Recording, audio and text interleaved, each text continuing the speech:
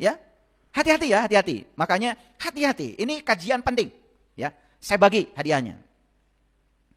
Harusnya kan saya tetap dapat uang walaupun tidak bekerja. Kan keyakinan itu yang harus dibangun. Rekening saya tetap bertambah walaupun saya tidur. Rekening saya tetap bertambah walaupun saya piknik. Gimana caranya? Habis itu jalan-jalan sama keluarga, tapi duitnya ngalir aja terus. Kan gitu yang enak, betul nggak?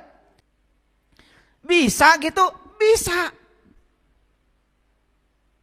Gimana caranya? Nah, ini caranya. Makanya saat sakit jangan jatuh perasaan kita pada kondisi sakit. Perasaan kita tumbuhkan pada pikiran dan perasaan sehat. Kan saya sudah ajarkan tempo hari. Botol kosong mau diisi. Jangan dilawan kekosongannya. Karena kekosongan itu tidak bisa dilawan kecuali diisi dengan air. Kekosongan dalam sekejap akan hilang. Gelap itu jangan dilawan. Karena kegelapan itu tidak bisa diusir. Satu-satunya cara mengusir kegelapan, hadirkan cahaya. Kebencian itu jangan dilawan. Satu-satunya untuk melawan kebencian, hadirkan cinta dan kasih sayang. Itu kan beres. Udah gitu belum? Ya.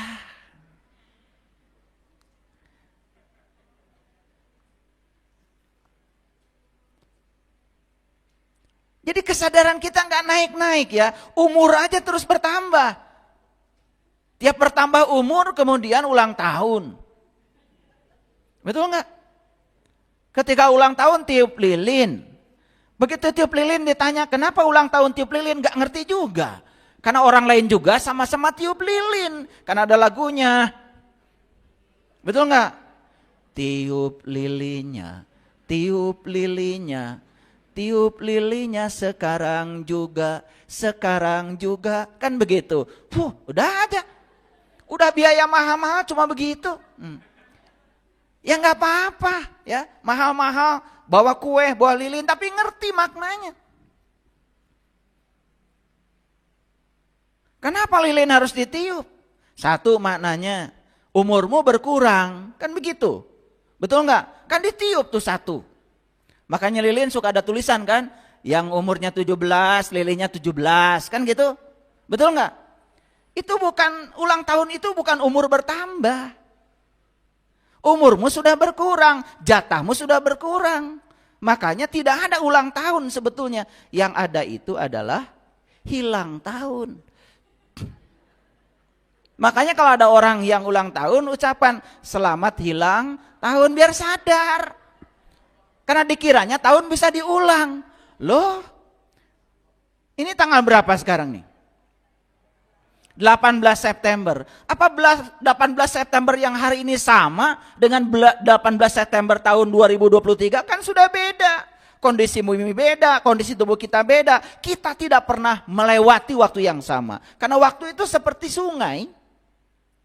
Dan air yang melewati titik yang sama, bukan air yang sama. Itu sudah air yang berbeda. Seperti itu. Harusnya Anda berbeda. Melewati titik yang sama dengan Anda yang berbeda. Kesadaran Anda beda, sudut pandang Anda berbeda. Ya, ketenangan Anda sudah berbeda, kesadaran Anda sudah berbeda. Harusnya kan begitu. Satu itu. Dua, kenapa tiup lilin? Ya, yang namanya cahaya itu datang dan pergi. Yang abadi di sini itu kan sebetulnya adalah kegelapan. Dan kegelapan itu asal muasal alam semesta kok. Terlalu jauh ya. Udah, tarik lagi ke sini. Apa perasaan kita tentang kesehatan? Apa perasaan kita tentang pekerjaan? Masih ada nggak yang punya keyakinan cari kerja susah? Ada nggak? Ada nggak? Semua yang punya keyakinan cari kerja susah, insya Allah susah terus cari kerja. Karena keyakinan Anda yang membentuk. Kita lupa bahwa sebetulnya semua yang kita raih hari ini itu buah dari keyakinan kita. Kita meyakini yang tidak terlihat, ternyata yang tidak terlihat itu akan nampak. Kita menjadi melihat yang kita yakini. Cuman kita nggak pernah sadar. Makanya saya coba ya memberikan kajian-kajian kesadaran seperti ini. Dan kajian seperti ini ya memang hanya untuk orang-orang yang mau sadar. Yang nggak mau sadar ya sudah, biarkan aja. Nanti juga akan disadarkan oleh semesta. Karena semesta punya cara sendiri untuk menyadarkan mereka yang susah sadar. Makanya kita nggak usah usil. Yang ngaji bagus, yang nggak ngaji juga bagus. Yang sadar bagus, yang tidak sadar juga bagus. Karena nggak ada yang sadar kalau nggak ada yang tidak sadar. Betul nggak? Dan Bapak Ibu yang pernah tidak sadar, baru merasakan sadar itu luar biasa mewahnya, karena ada bumbu dari ketidaksadaran yang pernah dicapai. Betul nggak? Sekarang mencapai kesadaran, belum pernah tidak sadar, akan biasa-biasa saja ketika mencapai kesadaran. Betul nggak? Nah, menjadi luar biasa mencapai kesadaran karena pernah tidak sadar. Makanya begitu lihat orang yang tidak sadar, jangan usil, kamu juga pernah tidak sadar. Betul nggak? Dan kita juga pernah melewati jalan itu. Oleh karena itu ya doakan saja, semoga cepat sadar, gitu aja. Apa perasaan kita tentang pekerjaan? Coba saya mau nanya. Bapak Ibu, ini saya yakin pernah bekerja ya. Buat apa sih pada bekerja? Cari uang. Tuh. Jawabannya kan sama seperti kebanyakan orang, maka nasibnya juga sama. Gak ada saya tanya, kenapa Anda bekerja? Saya bekerja karena saya hidup. Hidup itu untuk bekerja. Saya tidak mau bekerja untuk hidup. Orang yang bekerja untuk hidup, sekarang ini gak mungkin ngaji di sini. Pasti dia sedang bekerja untuk mempertahankan hidup. Karena bagi dia, ngaji aja seperti ini, penghasilannya hilang karena tidak bisa hidup. Jadi bersyukur gak bisa ngaji? Bersyukur. Berarti ini sudah kelompok manusia yang hidup untuk bekerja. Kalau hidup untuk bekerja, itu mulai berkah itu. Kenapa? Dia sudah hidup. Yang bekerja untuk hidup, belum hidup. Kan baru bekerja untuk mempertahankan hidup. Coba hanya mempertahankan hidup saja sudah susah. Apalagi berkarya dalam hidup. Mempertahankan hidup itu sudah susah. Kenapa? Lagi-lagi keyakinan. Ada nggak orang yang meyakini kalau saya bekerja saya dapat uang, kalau saya tidak bekerja saya tidak dapat uang? Ada nggak yang punya keyakinan gitu? Kamu itu akan dapat uang kalau bekerja. Padahal ada saat di mana kamu tidak bisa bekerja lagi, tapi uang dibutuhkan. Ini keyakinan ini akan jadi kenyataan. Ya, hati-hati ya, hati-hati. Makanya hati-hati. Ini kajian penting. Ya, saya bagi hadiahnya. Harusnya kan saya tetap dapat uang walaupun tidak bekerja. Kan keyakinan itu yang harus dibangun. Rekening saya tetap bertambah walaupun saya tidur. Rekening saya tetap bertambah walaupun saya piknik. Gimana caranya? Makanya jadi orang kaya itu harus malas. Buat apa jadi orang kaya segala dikerjain sendiri? Betul nggak? Jadi orang kaya itu harus malas.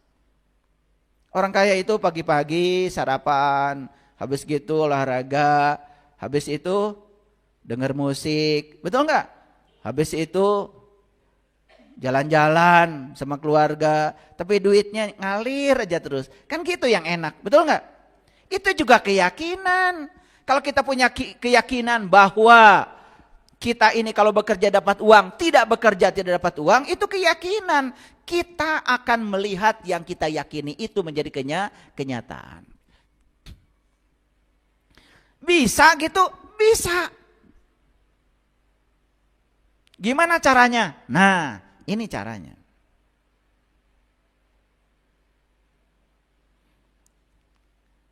Kita datang ke dunia bukan untuk susah. Makanya buang, hidup itu susah dan penuh perjuangan, buang. Ganti sekarang, hidup itu mudah dan menyenangkan.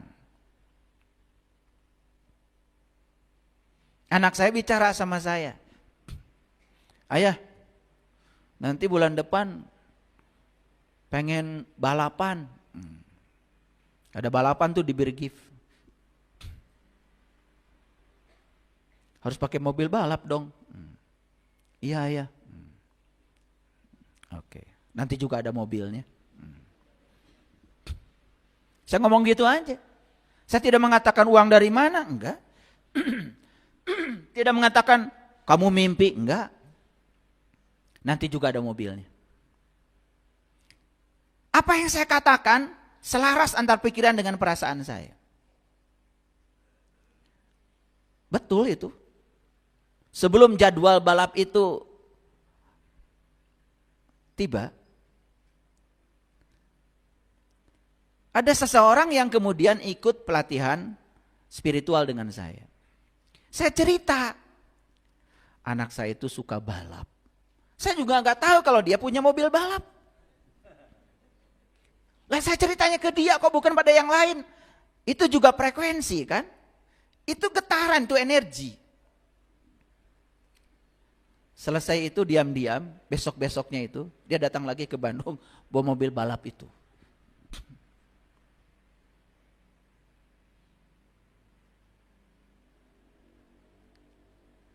Kita selalu berpikir bahwa uang itu segalanya. Untuk mewujudkan segala keinginan kita harus selalu dengan uang. Maka kita jadi capek ngejar-ngejar uang. Betul nggak? Padahal uang kalau udah ada juga dibelikan. Hati-hati dengan pikiran. Begitu kita mengatakan pekerjaan ini satu-satunya yang bisa menghasilkan uang. Dan uang satu-satunya yang bisa mewujudkan semua kebutuhan kita. Kita akan terpatri di pikiran kita. Semua yang kita yakini, walaupun belum terlihat sekarang, suatu saat akan mewujud menjadi kenyataan yang bisa kita lihat. Paham ya? Oke. Sama untuk yang lain-lain. Untuk hubungan pribadi, sama. Ya, seperti itu. Jadi, hati-hati dengan suasana hati dan perasaan kita. Karena ada hubungan yang tak terputuskan dengan dunia kasat mata. Apa yang kita rasakan ini ada hubungan dengan dunia kasat mata.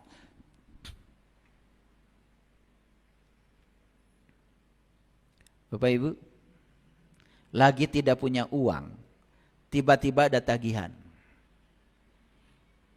Bagaimana perasaan?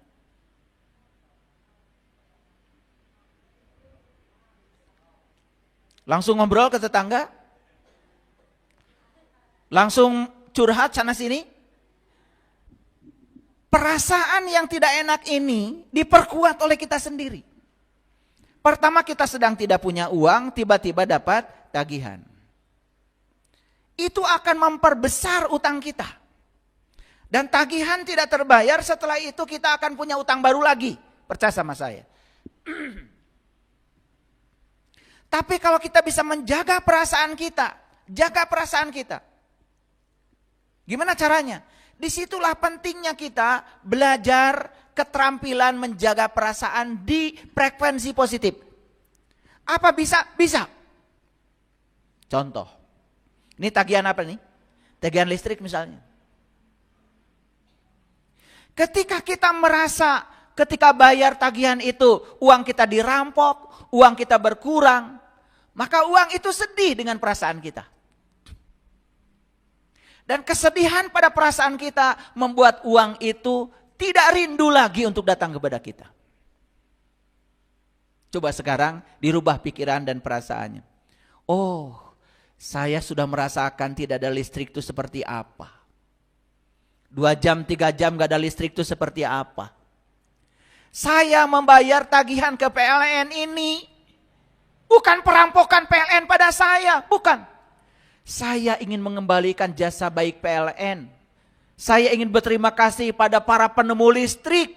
Saya ingin PLN di Indonesia ini tetap bersinar. Tetap ngasih cahaya pada semua masyarakat. Biar perusahaan ini tidak boleh jatuh. Dan kalau saya bayar ini berarti karyawan PLN pun semua yang mengurus listrik itu juga mereka sejahtera. Itu namanya perasaan positif. Tapi begitu ada tagihan merasa dirampok. Udah gitu dikeluhkan, ini listrik bulan ini mahal, lah kamu kan yang pakai. Lihat, orang yang suka protes pada uang. Lihat. Tambah sulit sama uang. Nih, di sini ada. Yang suka berantem soal uang di rumah, ada di sini orangnya. Merindukan uang, tapi uang itu dijadikan sebagai kambing hitam untuk membuat perasaan kita jadi buruk. Bahkan ada orang di ruangan ini ketika dapat gaji tidak bahagia. Saya tahu orangnya, perlu saya tunjuk? Uang sudah datang dia tidak bahagia. Karena apa? Pikiran mulai mikir. Wah, ini SPP anak, ini. Perasaan langsung negatif, kata uang. Tekaduhung aing mah datang ke dia.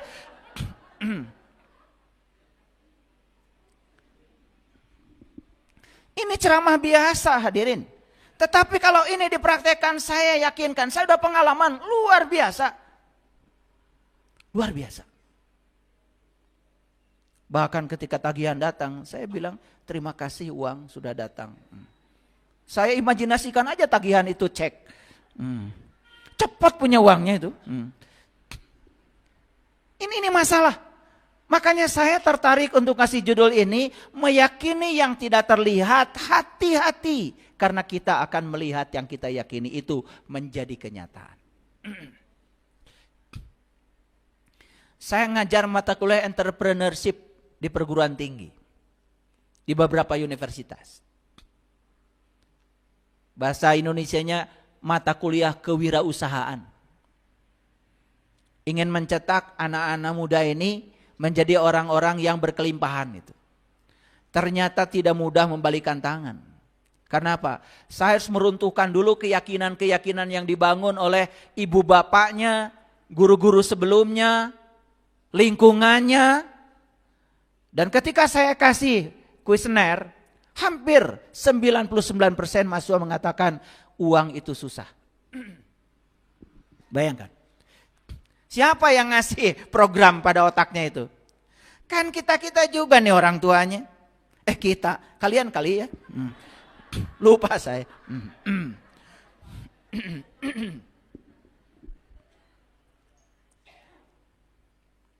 Kita ini selalu berpikir bahwa segala kebutuhan hidup harus dipenuhi oleh uang. Makanya kita jadi mengejar-ngejar uang. Coba sekarang kita bisnis, bekerja, dirubah. Saya datang ke dunia ini diberi keahlian saya memasak. Dan mulai sekarang saya akan melayani orang-orang yang tidak bisa memasak. Biar mereka dapat makanan yang enak. Lupakan uang. Buka catering. Tapi niatnya begitu, bismillahnya. Saksikan saya. Bahkan uang yang datang itu lebih berkah. Daripada kita jualan makanan mencari uang. Sedikit saja dirubahnya, tapi saksikan berkahnya akan luar biasa berlimpah. Ayo, teman-teman jadi dokter, niatnya cari uang, ya paling tidak dia dapat uang yang dia pikirkan. Karena itu keyakinan. Tetapi kalau saya jadi dokter karena saya diberi ilmu oleh Allah untuk menolong orang-orang yang butuh pertolongan.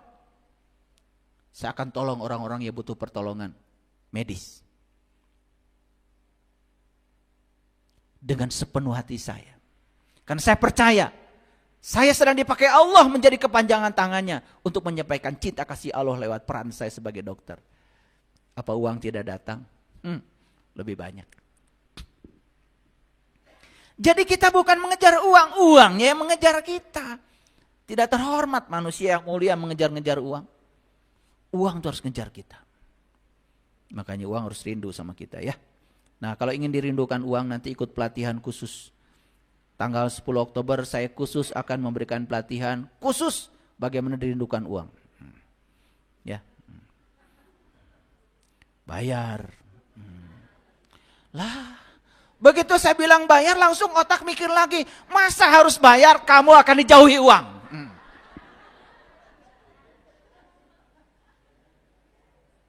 Itu perasaannya negatif berarti. Maka lihat orang-orang yang suka mempermasalahkan, ya. Lihat saya semuanya. Ada sepatu baru, bagus, mahal. Tuh, mau beli. Ek nepi ka iraha oge. Karena perasaan terhadap uangnya negatif. Ya.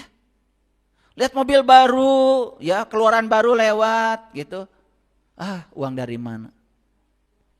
Udah gitu ngomong lagi. Itu orang bisa beli mobil itu duit dari mana ya? Jangan-jangan katanya ke Gunung Kawi. Tuh. Orang yang perasaannya negatif seperti itu orang yang sedang mengalami ketiadaan cinta. Hidupnya tidak akan berubah. Nih saya kasih tahu yang belum punya mobil. Kalau tetangga beli mobil, coba luapkan perasaan. Seakan-akan ya. Seakan-akan mobil itu sudah ada di tangan kita. Dan kita merasa bahagia. Datang ke sana sampaikan, luar biasa Bapak. Sudah kebeli mobil, saya ikut berbahagia Bapak. Kalau kita bisa melampaui bahagianya daripada yang beli mobil. Mobil itu akan menjadi milik kita. Sesederhana itu Bapak Ibu. Iya mah batur beli mobil. Mana yang nanulir? Waduh. Ya. Ada orang beli sawah tetangga, aduh selamat Bapak Ibu udah beli sawah. Semoga saya juga nanti suatu saat kebagian ya berkahnya, betul enggak? Nanti saya ikut ya, kalau panen ajak dong gitu, ikut bahagia, pasti kapeceretan. Betul enggak? Iya mau batur meuli sawah kalau ke eta duit di mana? Tuh. Orang yang tidak pernah bahagia lihat orang lain mendapatkan kebahagiaan dan kesuksesan, dia tidak akan pernah merasakan itu. Hati-hati. Ini ilmu mahal ya? Mahal enggak? Mahal ilmu ini. Tapi saya bagikan. Gratis. Yang ini. Jadi hidup hanya merespon kita. Jadi hidup adalah undangan kita. Sampai sini setuju? Yuk kita sekarang jujur. Kalau begitu semua yang hadir dalam kehidupan saya hari ini, semua undangan saya, yes.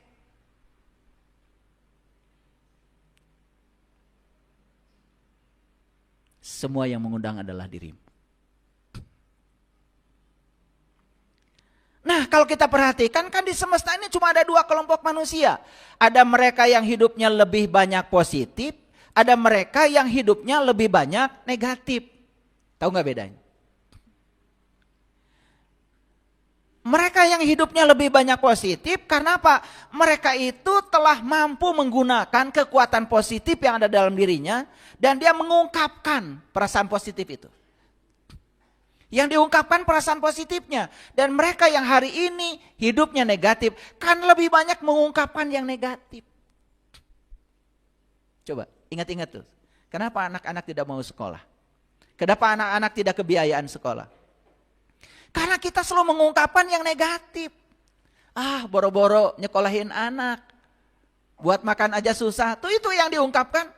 Coba ungkapkan yang positif. Anak saya pasti sekolah. Pasti ada jalannya. Gimana caranya?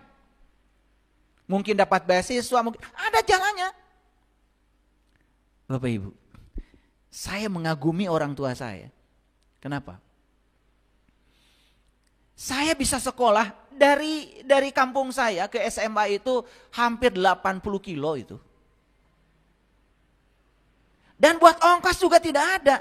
Tapi bapak saya selalu mengatakan, bapak jeung mama ngan bisa ngadoakeun ka anjeun. Da sakieu kaayaan anak, tapi insya Allah mun hayang sakola pasti sakola. Itu maghrib saya pergi dari rumah ke jalan. Gak bawa uang seperak pun coba. Gak bawa uang seperak pun. Luar biasa doa ibu bapak saya. Ada orang baru tutup restoran. Ya restoran di kampung. Warung nasi lah. Baru tutup. Dia nanya, aduh saya ditanya meni bunga. Ujang teh bade ka mana? Bade ka Garut. Bade naon? Nyalira. Hoyong sakola, bade daftar. Kadu ongkos. Ente. Coba. Saya dikasih ongkos. Sampai di Garut. Nanti di Garut kota ada yang nanya lagi. Ya. Ujang teh di mana? Bari daftar ka sakola. Kulam di mana? Teu gaduh wargi di dieu. Gaduh artos. Henteu. Saeb tadi dia ngongkos. Ada aja pertolongan. Atos we di dia atuh tiasa adan teu. Oh, adan mah eta mah tiap dinten. Dites adan. Suara saya bagus.